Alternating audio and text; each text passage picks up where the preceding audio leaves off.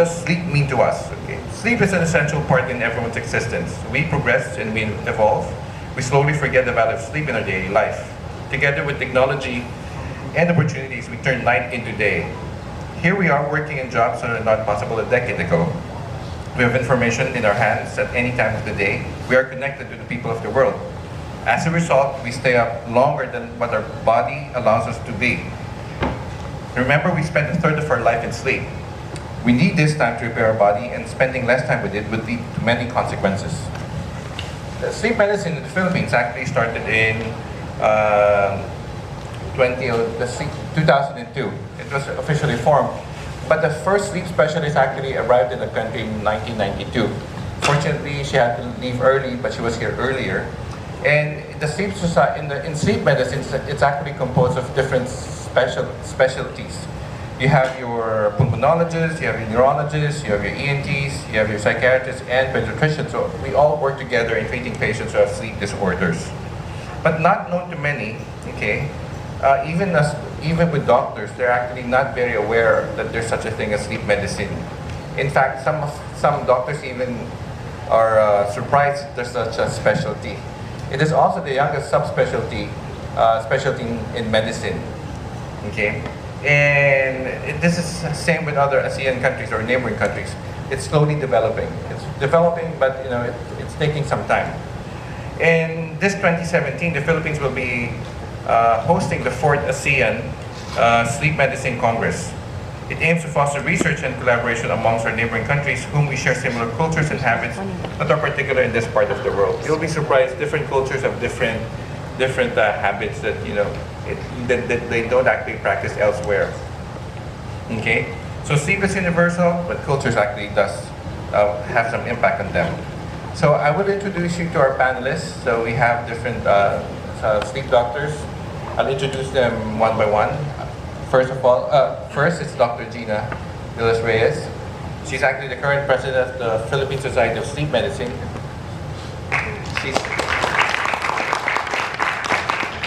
She practices here in Lung Center of the Philippines. Then we have Dr. Agnes Remulla. She's the vice president of the society, and she has a sleep clinic in Asian Hospital. We're fortunate that we have a speaker who would participate in the press conference, Dr. Tripat Singh, which is an international sleep medicine specialist. He's from Singapore, and he's a clinical manager for sleep in the Philips Healthcare of Singapore. And we have Dr. Deborah Bernardo. She's a neurologist from St. Luke's, Quezon City. And we have another panelist, Dr. Dwayne Salud from Davao. So I formally open the panel for any questions that you have with regards to sleep. I understand a lot of this is mixed media. There's some of you that are bloggers, which is something that we're quite new. I just learned from yesterday that you can use the hashtag thingy. So any from our any questions from the media? Yes. Do we have microphones?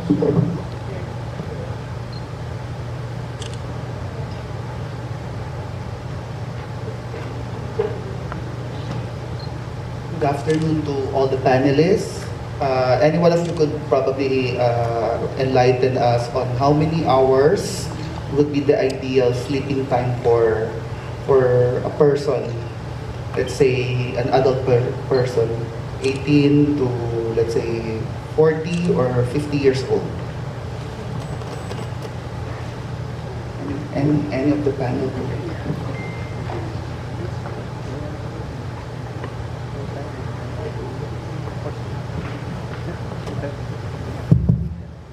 So just last year, the American Academy of Sleep Medicine and the Sleep Research Society of the USA came together to create a consensus about this, and they recommend 7 hours and up as the healthy sleep duration for adults. And this was based on studies that showed that if you sleep 6 hours or less per night, there are bad effects, and sleeping longer is also associated with higher risk of death.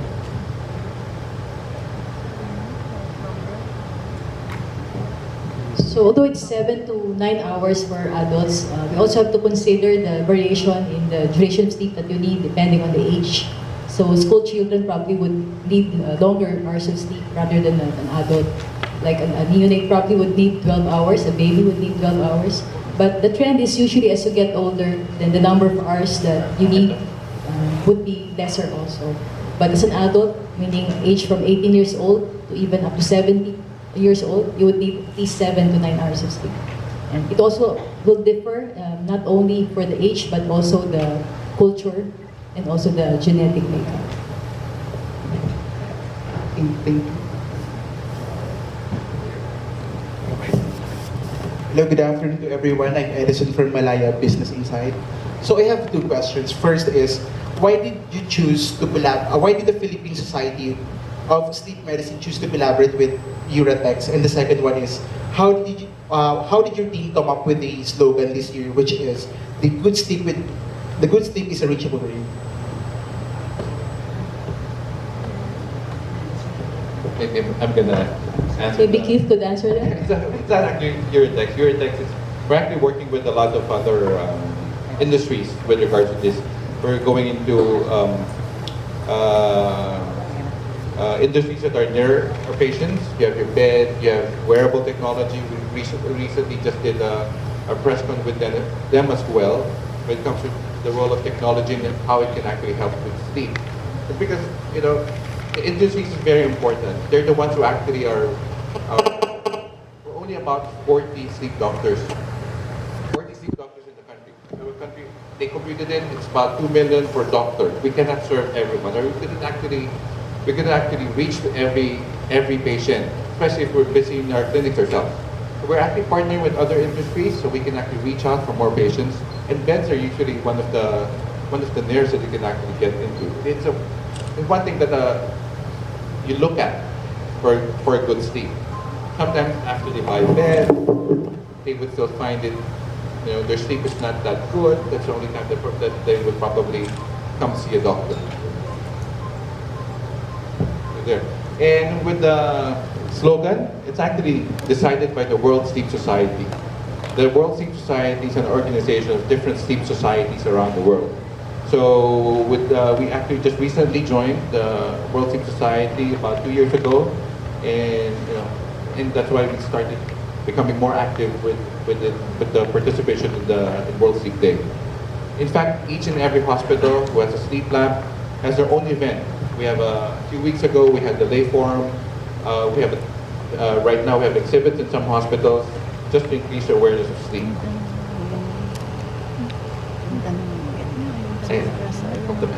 So we decided to highlight the World Sleep Day, which is celebrated everywhere, because sleep is a condition that is much different from wake. So you're supposed to spend at least 7 hours of sleep every day, and that's a huge chunk of your life. And if ever we needed time to work or do anything else, you would sacrifice sleep.